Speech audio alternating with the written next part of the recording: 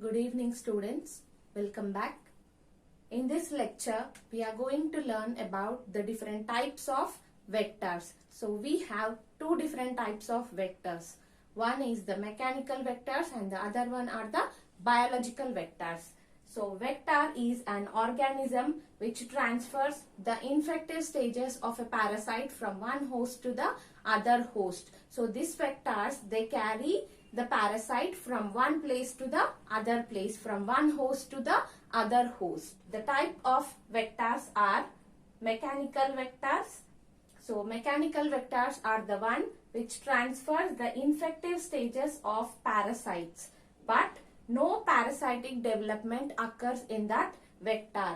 So from one place to another place. So these vectors, they carry the parasite from one place to the another place, or from one host to the another host, but the development of the parasite will not occur in this type of vectors, which we are calling it as mechanical vectors. The example of mechanical vectors are houseflies and cockroaches in case of Entamoeba histolytica. So the second type of vectors are the biological vectors. The parasite undergoes a part of the development before it is transmitted to another host. So before it is transmitted to the another host, it undergoes some part of development in this type of vectors, and such type of vectors are known as biological vectors. So example of biological vectors are female Anopheles mosquito in case of Plasmodium and female Culex mosquito in case of Wuchereria bancrofti. We are going to learn about parasitic adaptations, so which are shown by the parasite to resist themselves from the host. Parasites, they show some adaptations to the parasites show parasitic adaptations to meet the requirements and to lead a successful life. So here some parasites, they develop hooks, suckers and rostellum for anchoring. Anchoring means, so they have to attach to the host. They have to attach themselves to the host for their survival. So they develop the specialized organs called as hooks, suckers and rostellum. So example for such type of developments are shown in Taenia solium.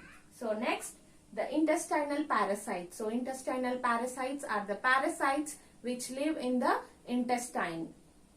So they develop a protective cuticle to protect itself from the action of the digestive enzyme. So our digestive system, it produces a variety of digestive juices and digestive enzymes which are acidic or basic in nature. So here, to protect itself from the action of the enzymes of the host, the parasite will develop a protective cuticle. Example, Ascaris lumbricoides.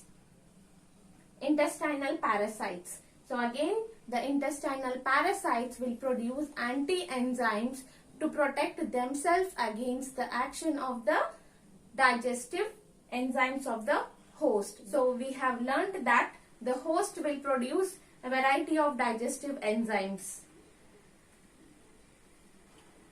and the parasites which are residing in the intestine, they produce anti-enzymes to neutralize the activity of the digestive enzymes which are produced by the host, so that they can protect themselves. So as a part of defense mechanism, they will secrete the anti-enzymes and they will develop a protective sheath, and they will also develop different types of mechanical structures which help them in attaching themselves to the host to lead a successful life.